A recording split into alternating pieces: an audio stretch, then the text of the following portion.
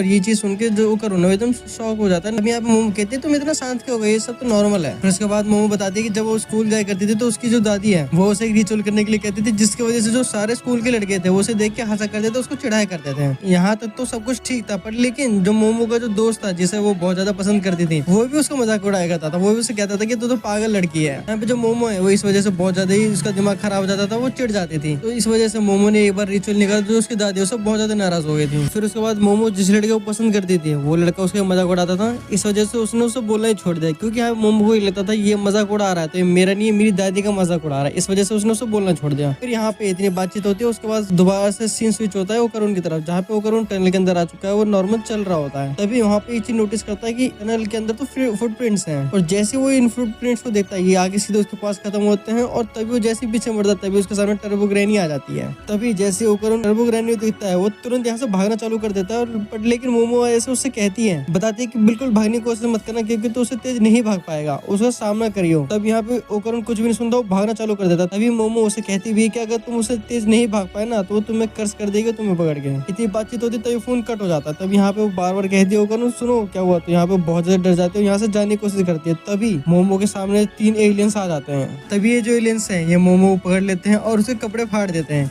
यहाँ पे वो कहते हैं कि आखिरकार तुम हो कौन हो, तुम यहाँ पे करने क्या आए हो। यहाँ पे वो बताते हैं कि हम एलियंस है और यहाँ पे हम ह्यूमंस की रिप्रोडक्टिव ऑर्गन्स लेने आए, क्योंकि हमारे पास ऐसा ऑर्गन्स कुछ भी नहीं है और जो हमारी पॉपुलेशन है वो बिल्कुल कम हो गई, तभी हम धरती पे हैं ताकि हम ह्यूमंस का ऑर्गन्स ले सके। तब यहाँ पे बहुत ज्यादा गुस्सा हो जाती है और वो यहाँ पे इसको कन्वर्स करना चालू कर देते हैं। बट लेकिन तभी मोमो उनसे कहती है कि तुम जैसे सोच रहे हो ना ऐसा कुछ भी नहीं होने वाला, मैं तुम्हें कुछ नहीं करने दूंगी। इतनी बात होती है और वो जबरदस्ती करना चालू करते ही है। तभी मोमो फोन पे कॉल आती है और उसका फोन बजने लग जाता है। तभी इनमें से एक एलियन जाता है और कहता है इन लोगों की जो कंडीशन है बहुत ज्यादा खराब है, मतलब कोई भी कभी भी किसी को फोन कर देता है। और इतनी बात होती है तभी फोन के अंदर से ओकरुन बाहर आ जाता है, और यहाँ पर ये चीज देख के ये एलियन भी शॉक में पड़ जाता है कि आखिरकार ऐसा कैसे हो सकता है, इतनी तगड़ी और इतनी पावरफुल टेक्नोलॉजी तो हमारे पास भी नहीं है कि कोई एक नॉर्मल इंसान आखिरकार फोन के अंदर से कैसे बाहर आ सकता है। तो यहाँ पे ये जो सारा कांड होता है ये सिर्फ होता है टर्बो ग्रैनी वजह से, क्योंकि इस टाइम पे टर्बो ग्रैनी ने ओकरुन को पोजेस कर रखा है और यहाँ पे जो उसका पूरा शरीर ओकरुन का वो टर्बो ग्रैनी के पास है। इसलिए यहाँ पे जैसे ओकरुन आता है तो यहाँ पे एलियन से लड़ना चालू कर देता है, और यहाँ पे जो मोमो है वो बहुत ज्यादा खुश हो जाती है कि चल भाई मेरे को बचाने के लिए आया तो सही। यहाँ पे ओकरुन अपनी थोड़ी बातचीत करता है। तभी यहाँ पे ये जो एलियंस है ये अपना असली चेहरा दिखा देते हैं, और जो ओकरुन है यहाँ पर उनको देख के बहुत खुश होता है, क्योंकि ओकरुन ने आज से पहले कभी एलियंस देखे नहीं था। और जैसे इनको देखता है तो यहाँ पे वो चीज सोचता है कि मैंने पहली बार जिंदगी में एलियंस देखे और मैं बहुत ज्यादा खुश हूँ, और ये इनसे दोस्ती करना चाहता है। फिर इनके बीच में यहाँ पे अच्छी खासी लड़ाई होती है, बट लेकिन जो ये एलियंस है ये ओकरुन के ऊपर भारी पड़ रहे होते हैं, क्योंकि यहाँ पे ओकरुन जो है वो अपनी पूरे पावर के अंदर नहीं है, और यहाँ पे जो टर्बो ग्रैनी के पावर्स हैं वो उसको अभी अच्छे से इस्तेमाल करना नहीं जानता है। फिर उसके बाद यहाँ पे दोबारा से एलियंस जो है वो मोमो को प्रोसेस करने की कोशिश करता है, और यहाँ पे हमें थोड़ा सा पास्ट दिखाया जाता है जहाँ पे जो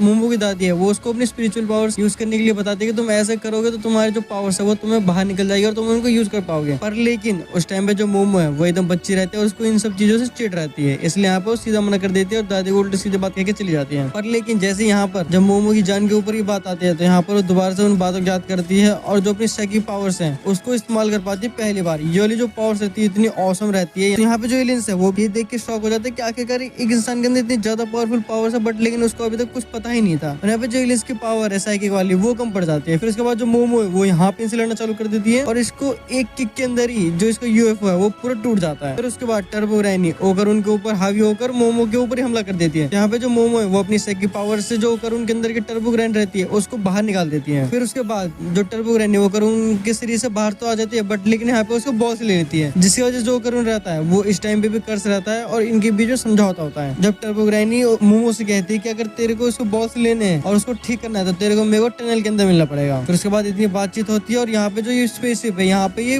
फूट जाता है। फिर उसके बाद ओकरुन और मोमो दोनों यहाँ पे जमीन पे गिर जाते हैं जहाँ पे दोनों बात कर रहे होते हैं। फिर ये उठ के चलना चालू कर देते हैं, बट लेकिन उससे पहले मोमो ने यहाँ पे कपड़े बिल्कुल नहीं पहन रखे, इसलिए जो ओकरुन है वो अपनी जो स्कूल ड्रेस रहती है वो उतार के मोमो को पहना देता है जिससे वो साथ में चल सके। फिर उसके बाद यहाँ पर हमें ओकरुन और मोमो के बीच में थोड़ी कन्वर्सेशन देखने को मिलती है जहाँ पे जितना सब कांड हुआ है इसके लिए जो ओकरुन है वो खुद को जिम्मेदार ठहराता है और वो हर बार यही बात कहता है कि मैं अकेले जाऊंगा टनल में और टर्बो ग्रैनी से लड़के आऊंगा और अपने बॉस लेकर आऊंगा। बट लेकिन जो मोमो है वहाँ पे से ठीक से समझा देती है कि मैं तुम्हारे कर्ज को रोक रखा है, अगर तुम उसके अंदर जाओगे टनल के अंदर बिना मेरे तो वहाँ पे तुम्हें दोबारा प्रोसेस कर लेगी और हो सकता है अगली बार तुम्हारी जान भी चली जाए। फिर उसके बाद यहाँ पे मोमो मना लेती है ओकरुन के साथ चलने की और ओकरुन मान जाता है कि ओकरुन समझ जाता है कि उसको सच में जरूरत है मोमो की, क्योंकि बिना बिना मोमो की साइकिक पावर्स के वो यहाँ पे टर्बोग्राइन से नहीं लड़ता, इसलिए वो राजी हो जाता है और दोनों साथ में चलने के लिए तैयार हो जाते हैं। बट लेकिन तभी यहाँ पे जो मोमो है उसको थोड़ा ऑकवर्ड सा फील होता है, तभी वो सब पूछ लेती है कि तुम्हारा नाम क्या है, क्योंकि यहाँ पे जो ओकरुन है यहाँ पे वो एक लाइन कहता है कि मैं तो बहुत ज्यादा अजीब हूँ। ये वाली लाइन सुन के मोमो एक चीज रियलाइज करती है कि ये लाइन मैंने पहले कहीं सुन रखी है। तो यहाँ पे ये जो लाइन ये केंता का पूरा की है, यहाँ पर एक ऐसा कैरेक्टर है जिसको मोमो बहुत ज्यादा पसंद करती है, इसलिए वो सब पूछते कि आखिरकार तुम्हारा नाम क्या है। तो यहाँ पे जैसे ही ओकरुन बताता है मेरा नाम केंता का पूरा है, ये वाला मोमेंट सुन के एकदम सदमे में चले जाते हैं मोमो, क्योंकि उसको यकीन नहीं होता कि जिससे मैं बात कर रही हूँ यहाँ मतलब ये लड़का जैसे बात कर रहा है इसका भी नाम सेम केंता का पूरा है। फिर उसके बाद यहीं पर ये एपिसोड खत्म हो जाता है। तो आई होप तुम्हें वीडियो पसंद आएगा। अगर तुम्हें वीडियो थोड़ी सी अच्छी लगी हो तो वीडियो को लाइक करके चैनल को सब्सक्राइब कर देना, क्योंकि तुम्हें पता है डेन डेन का सीजन 2 आने वाला है, इसलिए हो सके मैं जितना जल्दी इसको